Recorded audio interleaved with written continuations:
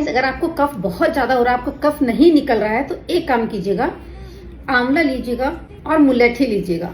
दोनों चीजों का पाउडर बनाइए और उसे पाउडर को जार में भर के रख दीजिए।